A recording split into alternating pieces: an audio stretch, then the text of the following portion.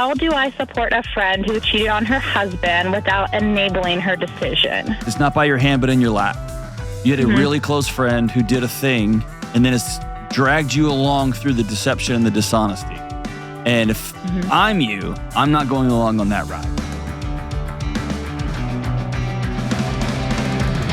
Woo! What's up? What's up? This is John with the Dr. John Delony Show, the greatest show that has ever existed on the internets and on the podcasts when it comes to mental health and marriage and relationships and whatever else is going on in your life. If you want to be on the show, give me a buzz at 1-844-693-3291. It's 1-844-693-3291. And we'd love to have you on the show. And if you don't have access to a phone, go to johndelony.com/ask. And if you don't have access to a phone, you should probably get one because it's the 21st century. Okay, so Kelly's out today. And Jenna, you're running the show. Yes. How's it feel? I feel a lot of power. Do you? I do. Can we just say, just starting the show out, you've been so much kinder in my headphones than Kelly generally is. And so that's fantastic, I think. Wow. Thank you for that. We'll see if that changes. I'm fairly certain that it will. Let's go to Samantha out in Philadelphia. Samantha, what are you doing? I'm just waiting to talk to you, John. Awesome. So being a caller, is it weird listening to all the shenanigans behind the scenes, or is it just exactly what you thought it was going to be? It's what I thought it was going to be, but it's still a little weird. Very cool. Okay, so what's up? What's going on? So I'll go straight to my question. My question is, how do I support a friend who cheated on her husband without enabling her decision? Tell me more. Okay, so it's a really close friend. Like, we grew up together, super close, and she cheated on her husband.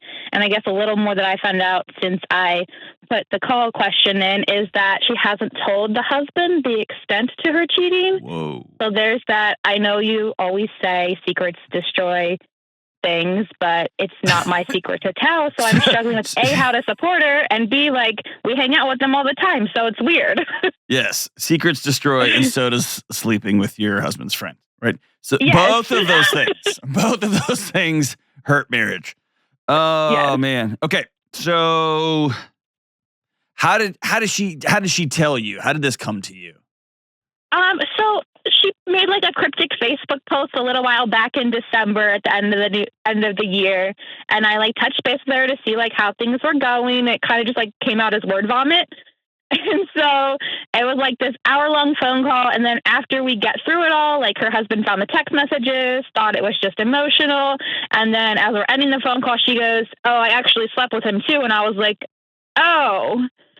So it was just like I didn't know what to say. So what has happened since then? How did you find out that she hasn't told her husband yet? Yeah, so she, at the end of that phone call, when she told me, she basically said, like, I haven't told him, I don't think I'm going to, unless it, like, comes up in marriage counseling, which he doesn't want to go to. He's just kind of rug sweeping the situation, like, wants to move past it. So it's, like, obviously never going to come up if he never goes to therapy and she never says anything. So when you say enabling, what do you mean by that? So I want to support her. Obviously, like, she's my best friend, but also, like, she says these like weird things to kind of justify her cheating. And obviously I'm a big time listener. So like, no one else makes you make the choices you decide, like, you decide that. And I don't know how to like get that through her head that no matter what her husband did to her, like, it's not his fault. So I've had moments in my life when I have close friends and they do something. They violate my trust in a way that makes me wonder, if you can do that in this situation, what would you do with my trust? What would you do with our relationship? And the moment, and this is just me, the moment I go there, often there's a turning point in that relationship from that point forward. It's different now. And just personally speaking, I think I've told this on the show before, and if I have, I guess it's worth repeating. One time I was sitting down with a group of guys, and I had moved to a new city, and my wife had was finishing up her dissertation research, so she was going to move 6 months later. And so we were just going to hang out on the weekends. It was about 3 hours away from each other. So after about 2 months, I was hanging out with this group of guys, and they had been really kind and welcomed me in, and several of them I'm still super close to this day. And we were all making jokes and just being stupid guys sitting around a table. And they said, hey, do you need anything? And I was like, well, man, I'm super lonely. If anyone knows of any girlfriends here in this new city. Totally kidding. And one guy, his name's Kevin, one of my closest friends, said, hey, you don't know us that well. And so just so we're super clear, if you ever cheat on your wife, you better hope to God she finds you before we do. And it was a very this is who we are and this is how we're going to roll. Yeah. Now, I know some of the people in that group they've walked through infidelity with each other. They've walked through all kind of crazy stuff together. The difference is, and again, everyone's got their own opinions on this. This is just me. I have worked in student conduct long enough. I've sat with people who have done stupid things and had bad moments and had bad weekends. I've had bad months, right? Where they just did things that were so out of character. And so I often tell people, I don't think character is the initial incident. I think character is who you are after you do something destructive, right? And so she hooks up with somebody. Okay, that happens in my world with dealing with people who are married. That happens. It happens. You're getting to see in real time who she is on the back end of doing something that could potentially be devastating to somebody that she says she loves. And that is, I'm going to lie. I'm going to hide it. I'm going to bury it, and I'm going to hand it to my friend to carry and drag her through all of this. See what I'm saying? And so for me, the enabling is not about the marriage thing. You can no more do anything about that unless you just felt so compelled. I've got a few friends that their wives are basically equally as close. And I would say, hey, we're going to have this conversation and I'll do it with you, but I'm not holding the secret for you. But that's just very, very few. The rest of them, man, but I'm not going to hang out with you. I'm going to opt out of this relationship, right? Not because you did a thing one time, not because you did a thing over a period of a few months or whatever. It's because you showed your true colors, your true character on the back end of this mistake, and you've continued to blame other people. You've continued to pass the buck. You've continued to lie about it. Does that make sense? Yeah, no, that hits hard, but it's true. And so you've heard me say this, it's not by your hand, but in your lap. You had a really close friend who did a thing, and then it's dragged you along through the deception and the dishonesty. And if I'm you, I'm not going along on that ride. Yeah. And I think that it can be as easy as I'm just not going to return your texts anymore or calls anymore. Or it can be as direct and honest as taking her to coffee and saying, hey, I can't be a part of this because I feel like I'm getting dragged through it because I know something. When we sit down as a couple, we're all sitting down. I know something he doesn't know, and I can't be a part of that. I can't. And she's going to call you every name in the book and blah, blah, blah. That's cool. But as far as I'm concerned, she didn't get a vote anymore. Yeah. No, that's kind of how I've been feeling. Like, I think about it, and my husband and I talk about it, and we're just like, it's just awkward. Like, we just hang out with them, and it's just awkward. It's super awkward. For real, it's awkward. So, what is that? You know her, and you know how she would hear things. There's people in my life who I love that we've been places, and I'd say, hey, give me your keys. I'm driving home. And I know I'm going to have to go ask this guy for his keys, and it's going to be a fight. No, bro, I'm fine. He's not driving. You're not driving home. And then there's others that are more than happy to hand the keys over. How's this conversation going to go? It'll be a fight. Okay. Yeah. I mean, I think, though, she needs to hear it because everyone else is just kind of like either A, doesn't know the full information, so they're like he's being irrational about everything, like her husband, or like B, like just coddling her and just being like, it's okay, get through it. So I don't think anyone has really like had I don't want to say courage because I don't think it's a courageous thing. It's just like been truthful and straightforward with her. I think the truth and straightforwardness has to be about you, though. Yeah. Otherwise, it becomes you throwing grenades at somebody. And I'm not participating in that. very often. Occasionally I'll say, hey, you've heard the show enough. Like occasionally, if you go back and listen to it carefully, it's rare that I say, this is a terrible person. Usually I'm an OG listener, so I've never really heard you say that. It's rare that I find that like you're an awful human and you don't deserve to be around. Usually it's people have, because of particular pathways, they've ended up in a place that nobody wants to be in and they don't know how to get out. And that happens. This one's a mess. I would sit down and say, I can't participate in this anymore. This makes it about you. I'm uncomfortable sitting down at a table with your husband and you and acting like everything's normal, because it's not. Everything's in ashes and y'all are just playing. And so I don't want to participate in this and not make it about you cheated and you're this and you're a liar. I wouldn't go that route. Make it about you and then walk away. Yeah. Short, sweet, and to the point. Which is so hard, I know. I know that's so hard. Ugh. But it's not, honestly, knowing her personality, that's the best way forward in all aspects, however it turns out. One of my core beliefs is, or core actions, I guess, is I only speak to be heard. I don't speak to just so I can have said something, right? I get a lot of heat on the internets for not responding to every thing that goes on in the world. And if things are super volatile and political and nonsensical, I'm not going to be heard. People just want to find out what team I'm on. And so for this, I'm going to speak in a way that can be heard. And that is, I'm choosing to not be around you right now.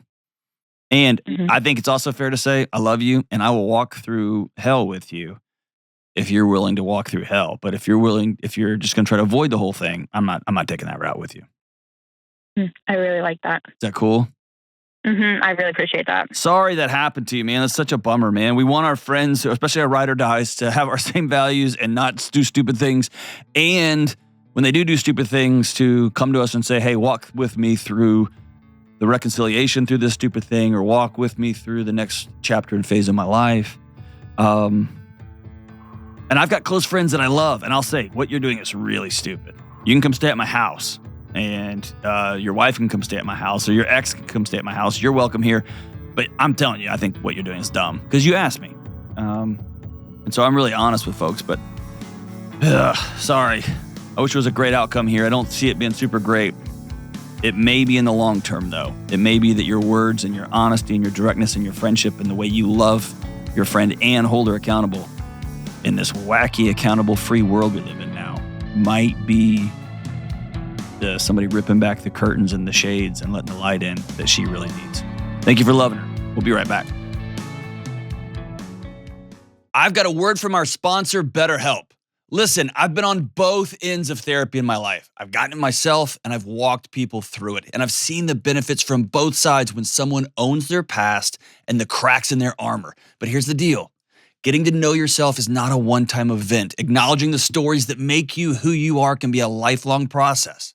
And talking through things with the right sounding board empowers you to change your future and be the best version of yourself. So if you're thinking about starting therapy, I recommend BetterHelp. BetterHelp connects you with a licensed therapist who can walk with you on that journey of self-discovery. And it's 100% online, and it's designed to be convenient, flexible, and work for your schedule. Just fill out a quick questionnaire to get matched with a licensed therapist. And if it's not the right fit, you can switch therapists at any time for no additional charge. Visit betterhelp.com/Delony today to get 10% off your first month. That's BetterHelp, HELP.com/Delony. All right, we're back. Let's do a lightning round. Cue the pervy hip-thrusting music. You don't like that? No, that's the music that Kelly gets dressed to every morning, and it's just uncomfortable. Mini skirt and it's the whole thing. Tattoos. She tells us. Sometimes she calls when she's brushing her teeth, and that music is just blaring in the background. She wants to talk about a show segment or something. It's super awkward. So on brand for her. All right, lightning round. Let's do it. Yes. All right, we're doing lightning round, anxiety and depression. It's going to be so fun. Is that what you do? I just imagine you telling your husband, like, we are going to clean the house, and it's going to be so fun. Yes, we're going to smile while we do it. We are going to clean the roof off, and it's going to be so fun. Yes. Okay, go ahead. Go for it. First question. You often hear of people being diagnosed with anxiety and depression together. Why are the two so often connected?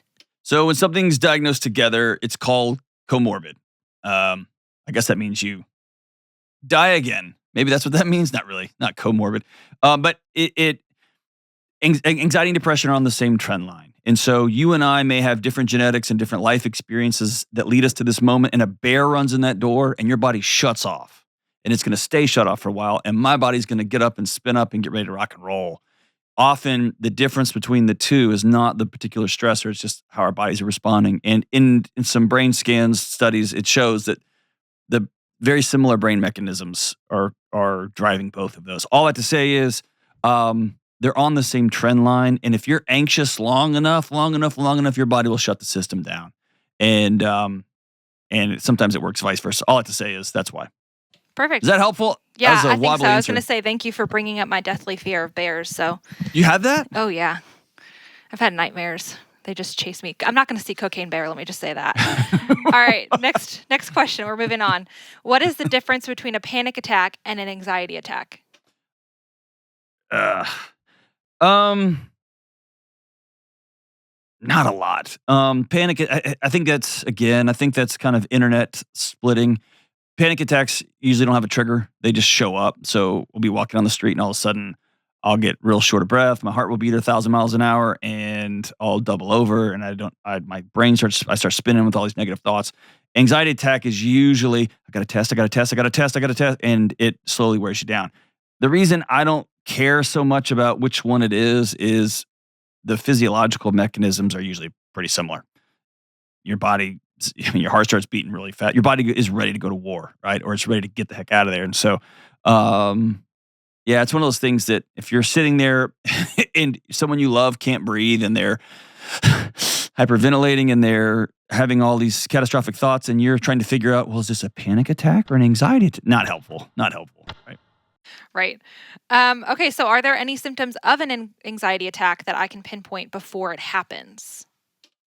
Anxiety attack, I mean, just using the internet literature, which is, that wasn't very good. There's not, never mind. My science friends will just roll their eyes at what I just said. And so say your question again. I'm sorry, I got lost. I don't have a lot of friends.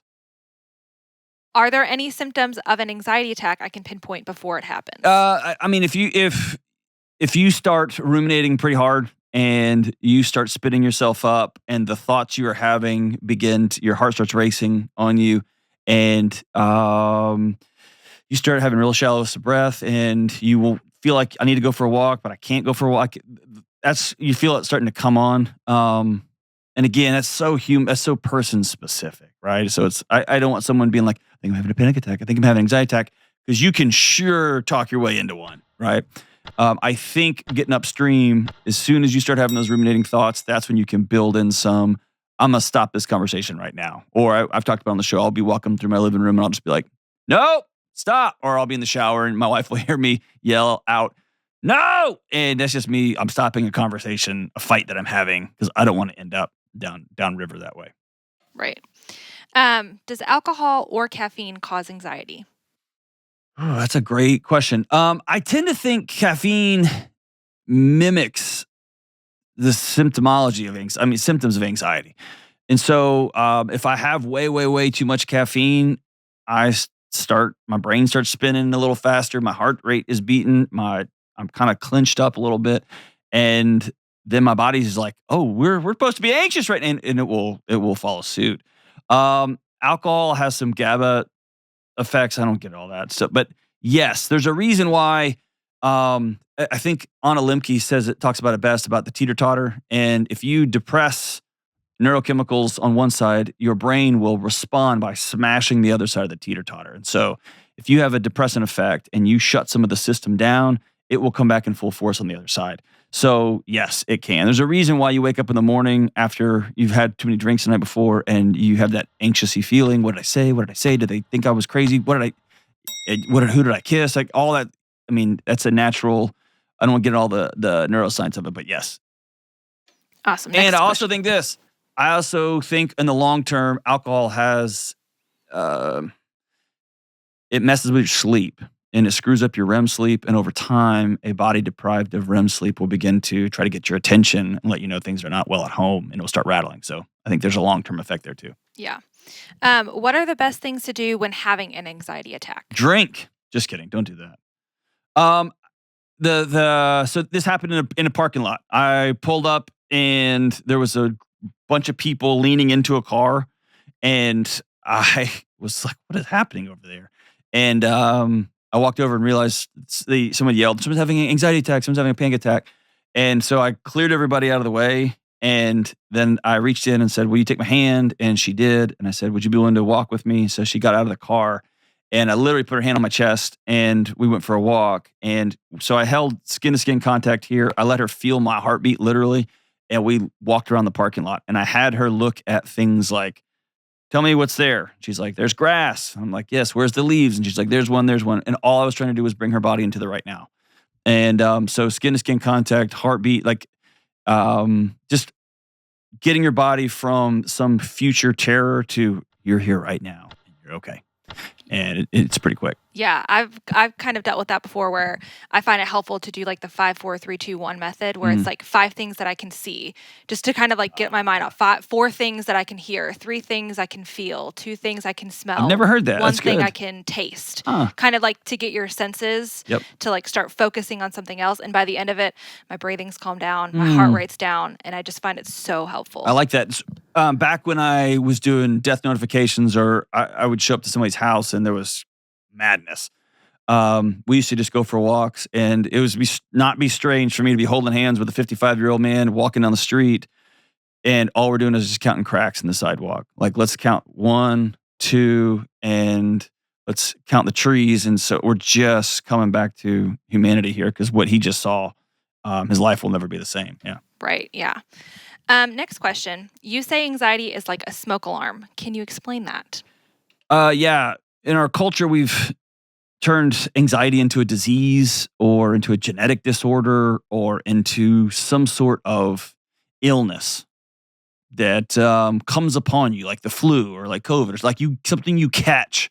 And so when people say the words like, "I have anxiety," it's either talking like it's an identity, like this is who I am now. I'm just an anxious person who experiences the world in this way. Or I have a thing that I caught. I've got a thing now. And I reject both of those I reject all that across the board. All anxiety is your body trying to get your attention. It's just trying to let you know, generally speaking, you haven't been taking care of your body. Like me, too much caffeine, 300, 400 milligrams of caffeine a day, my body's going to start rattling after a while. And then I'm not sleeping, and then so on and so forth. I'm disconnected. Your body has found itself without a tribe. And by the way, you can have great workmates. You can be married and happy, and you can be profoundly and deeply alone. And so it is when your body detects you don't have a tribe, that you are all alone, or if you're not safe. If you're in an abusive relationship, you don't have autonomy, you don't get to make decisions for your life. The bank does, your boss does, things like that. Awesome. Okay, next question. So hold on. Here's why that's important. If you feel anxious, if you rush to stop the anxiousness, man, that's like getting shot and rushing to just cover up the hole in your body instead of trying to figure out where's bullets coming from, right? Who's shooting and why? And so when you feel anxious, man, what a gift to your body to step back at least an inch and just say, what are you trying to protect me from? If we all just asked ourselves that question, man, we'd have a radically different world. Right. Yeah. My husband's anxiety can lead to him lashing out at me. How can I help him at these times? I reject that sentiment. Nobody's anything makes them do anything, or very, very rarely. Your husband is choosing to respond to those alarms by swinging. And so what you can do is you can't make him do anything. You can control you. And so if your husband gets anxious and then lashes out, you can say, "I will not be in a home where I feel unsafe." So when you get anxious and you lash out, I am taking that behavior as a language. And the language you are giving me is, "I don't want you here anymore. And so I will leave. I will not be in a place where someone's going to talk to me that way, treat me like that way." And if you have anxiety and your body's impulse is to lash out, right? Fight or flight. I'm going to fight. When I get anxious, my body's response is to run. And that's not helpful when I have 2 little kids and I have a wife at home and I've got work and all that kind of stuff. So when you find that your body has an impulse when it gets anxious, it's my responsibility to deal with anxiety, to deal with that impulse, and to continue to treat people with dignity and respect, including myself. That's on me. I have to do the things that I know I need to do to get well. Sometimes let's go sit with a counselor. Sometimes let's go talk to a medical doctor, psychiatrist, whatever that looks like. That's my responsibility, not somebody else's. Yep, that's good. Is there such a thing as situational anxiety, like before a job interview, going out of town? Some have flying. I mean, we're getting into semantics here. I just call that stress. And yes, there's tons of stress. And stress is really good for you. This morning, I was lifting weights, and if I had lifted weights with no weight on the bar, that would not have done my body any good. So I put weight on the bar so it would stress my body out, so that my body can respond to that stress in an appropriate way. Similarly, like if you got a job interview, your body needs to have some stress, man. It's a big deal. Don't screw this up. You're not going to get that job, right? You need to prepare. You need to shower. I don't know. I was going to say bathe and shower, whatever you need to do. Sit down with some people and go over your interview answers, whatever. So stress can push us to do good things. So that's a situational anxiety. I just call that stress. Awesome. Okay, last question. Is anxiety ever beneficial? Yes. Good grief almighty. Who wrote there's a book called Good Anxiety. Who wrote that? I can't believe I just lost her name. Yeah, Wendy Suzuki. Yeah, good grief. I can't believe I lost her name. She really maintains what I just said, that when your alarm systems are going off, that's a good thing. I would say my smoke alarm in my house is a good thing. She would say when your body's trying to get your attention and you go exercise, then it's done good for you. And so you can reframe it. Anxiety is such a catch-all word nowadays for anything that makes us go, we all say, I got anxiety. Not really. When I had clinical anxiety, there was nothing good about it. It burned a hole through me. And it burned a hole through my relationships, and I did not respond well to it. So actually, it didn't burn a hole through my relationships. I did. And so there wasn't a lot good with it. In retrospect, as I began to get well, I began to see that I'd created a world that wasn't inhabitable for me or for my family. And so I guess it was good in that way, but man, I wish my body had done it another way. But to be honest, it probably was trying to get my attention for a long time, and it just hadn't been able to do it. So it finally started shutting the thing down. Well, that was I don't know. I mean, you've experienced it. Have you ever felt it to be good? I don't, maybe in some situations where I'm like, oh my gosh, if I wasn't feeling anxiety, I'm like, maybe there's something wrong with me that I'm not feeling anxious about this thing. Like you said, like for job interviews, like the stress, like before of like, if I'm not feeling anxious and like excited and ready, there's something wrong with me. Gotcha. So I think that's the only way that I could see it as beneficial in my mind, but. Gotcha. Yeah, I don't know. Here's what I don't like about the internet culture we're in now is there's going to be someone who's got anxiety, who's doubled over with it, and I don't want their husband being like, it's good for you, and that's terrible. And on the other side, I don't want somebody who's stressed out about something who thinks and this is the world we got, where people have just regular stress. Life is stressful. Life's hard. And everyone runs to do away with the discomfort, and they label it some sort of diagnostic, now we've got, what was it one we had the other day that was high functioning anxiety? And we're just making up crap now. When you start labeling everything with a diagnostic and to try to do away with any sort of discomfort, man, you do away with any sort of growth, any way of getting from point A to point B, and we just want to stay in atrophy. And I don't know. So I don't like the question just because it can be weaponized either way. And I think stress is usually good until there's too much of it, or it becomes a way of life. And I think anxiety can get your attention in a positive way, and it can also bury you. So I don't want to say it's good or bad. I think it just is. I think how we respond to it is really what determines whether it's good or bad. Awesome. Well, I had fun. That's over. You're so ridiculous. Well, I had a great time. Yep. Great time. All right, cool. That was it. That was, are you going to take us out with some more jamming tunes? I mean, I can. I think the world needs some more of this. So, all right, we'll be right back. Hey, good folks, John Delony here. I feel like I fell through a glitch in the matrix. This is my job. I get to have this show, do this show, walk alongside each one of you as a career. This is what I do, and I have a blast doing it.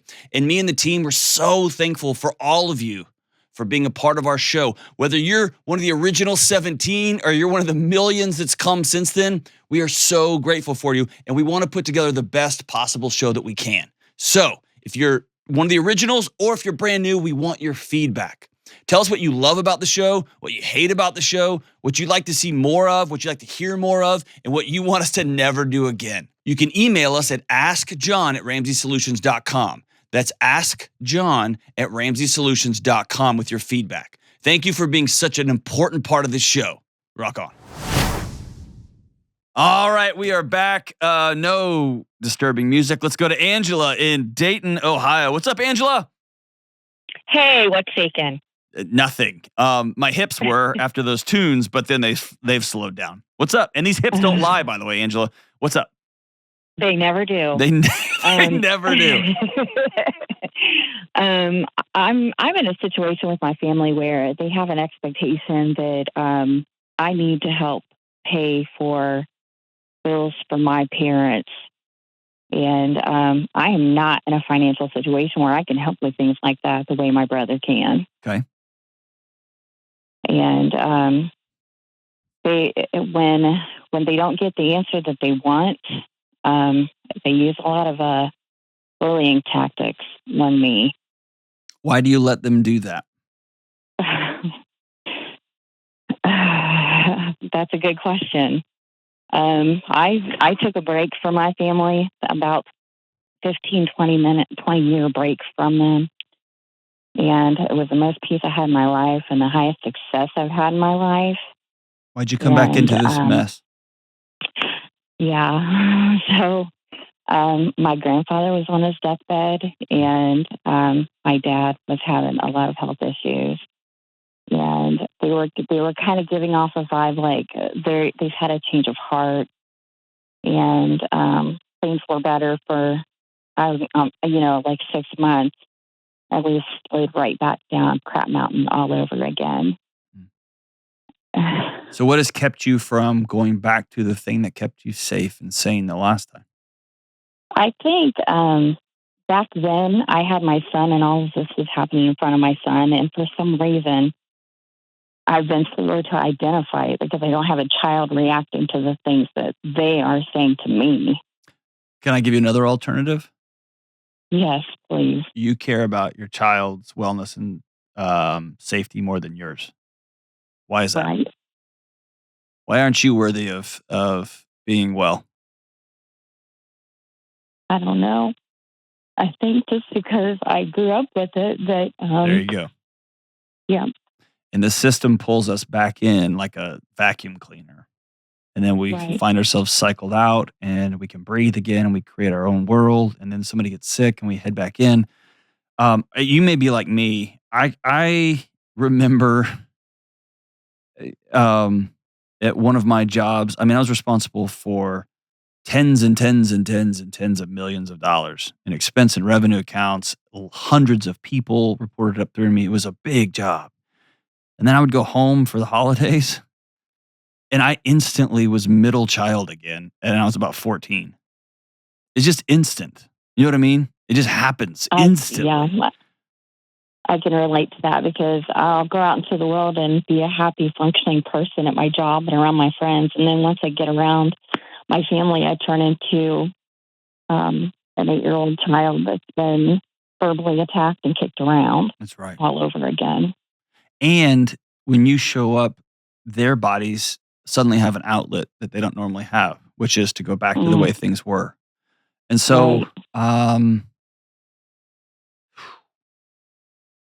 the hard part is at some point you either have to say, I'm going to give up the fantasy that this all works out in the end, because it doesn't.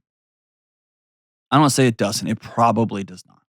I think that's where I'm at right now. And if you're there, there's just going to be some deep grief. You're going to have to spend some time just being really sad and being angry, because mom and dads aren't supposed to treat you like that. Brothers and sisters aren't supposed to treat you like that. Right. And if we're honest, you've probably contributed some. And they would be like, well, if she had just got her crap together, then all it just turns into this weird dance. It's a sick dance. And when you're dancing with somebody and they're leading you too aggressively or they keep stepping on your toes, you can try to coach them while the music's playing. Sometimes that works. Well, I was born with autoimmune disorders and muscular issues that has. I was just always treated like a burden of the family anyways. Okay. I don't think I was ever going to be in a position with my family to have the same value that my brother does. Okay. Then at some point, you've got to make a decision. Am I going to be in this or am I going to be out of this? And you might say, I can't contribute all of the money you are expecting me, that you're billing me for, basically. But I do want to honor my parents, and so I can contribute this. And I will continue to contribute this in this way. And I tried that. Well, I mean, it's not a matter of try. He doesn't get a vote. Mm-hmm. Right. He didn't get a vote. And so if he won't take this, or I demand this, or I demand that, whatever. Like, I'm not going to take your call. How about that? Right. And that's actually what I did. Good. Good for you for protecting yourself. Here's the thing. Doesn't sound like they have, like, usually this gets messy when there's a huge inheritance or something and somebody's trying to preserve, they're going to put up with 10 years of being bullied and kicked around by an idiot brother or sister in order to be a part of the inheritance. It doesn't sound like you have anything to worry about there. No. Yeah. So at some point you write the letter that you're probably not going to send. That is, I'm sorry for the whole course of my life. I've been a burden to you. I'm not a burden to me, and I'm not a burden to those that love and care about me. Right. And so I'm out. I wish you all the best.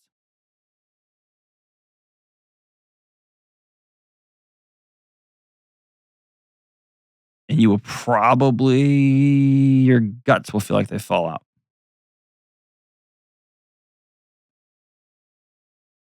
Yeah. Because the reality of that hitting is it's gonna be like a ton of bricks.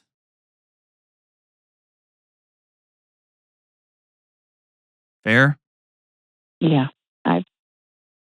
I tried holding strong for 3 years in this situation, and it just feels like I'm a shell of who I used to be when I'm around them. The world needs Angela to step up and be fully Angela. Right. Will you commit to doing that? Absolutely. Okay. And I don't say that lightly because I know what that costs you. Right. It's going to cost you holidays by yourself. It's going to cost you updates. It's going to cost you all kinds of stuff. But it might give you back your soul. Right. Well, I have 2 granddaughters, and I feel like my energy would be better spent redirecting more of it towards them than my sibling and my parents. And I think you're onto something, and I'll say it this way: we often spend so much energy going back and trying to edit things that have happened in our lives. And if you think of that like a sentence, we try to go back and edit those sentences as though we can change them, and we can't. The only thing we can do with that pen and that paper is write something new. And if you think about it that way, you've tried for years to convince your parents to act your way, to behave your way, to lean into these ways so that your parents won't see you as a burden, and they have chosen not to. You've tried hard to lean in and to do whatever your brother's asking you to do, and he continues to up the ante on you. He sends you a bill every month for what you owe because he decided the care and then he decided the payments. And that's just you going back and trying to edit and trying to edit and try to edit. At some point, you can look at that sentence and say, that sentence has been written with a period at the end of it. And then you look at those beautiful old granddaughters and you think to yourself, I can be a part of writing something new. I can teach them that they are never going to be a burden. They're always going to be loved, no matter what knucklehead nonsense they get involved in. They're always going to have a grandma to come home to for as long as I'm around. Now we're writing something completely new. And right now, the world doesn't need any more editing of the past. We need people to sit down, come together, write new things into the future. And again, it's going to hurt. It's going to be a season of grief and a season of sadness because the fantasy is going to finally turn into the vapor that it always was. But then you're going to be free to look at those two little girls and say, I'm all in. Let's write something new. Thank you for your heart, Andrew. We'll be right back. It seems so easy, but most of us way undervalue real, genuine relationships. Our friendships, our marriages. We don't know what we're doing, and instead of diving into the mess, we accept shallowness and distraction, and we wallpaper over our loneliness. So let me say this boldly. You cannot be well alone. You've got to get connected to real-life people and have deep, powerful relationships. I'm talking about relationships where you can be honest, where you can open up, where you can share hard things, and you each know that you'll still show up for each other. And in my new book, Own Your Past, Change Your Future, we'll walk through a not-so-complicated approach to relationships, mental health, and wellness, and getting connected is a key part of that. That's why you'll learn shallowness and loneliness are so dangerous, and more importantly, you'll learn how to create meaningful relationships in your life moving forward. There is no good app to help adults find friendships, but this book can help. Go to johndelony.com to take the next step towards wellness. That's Own Your Past, Change Your Future at johndelony.com.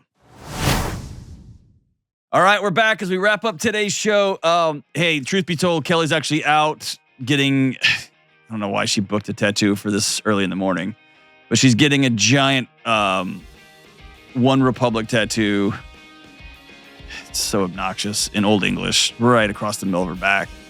That's just what she does. A favorite song off that record is off the One Republic, out of the One Republic catalog, is Secrets, and it goes like this. I need another story, something to get off my chest. My life gets kind of boring. Need something that I can confess till all my sleeves are stained red from all the truth I've said. Come by it honestly, I swear. Thought you saw me wink. Nope, I've been on the brink. So I'm gonna give all my secrets away this time. Don't give all of them away. Or maybe to a therapist, maybe. We'll see you soon. Love you.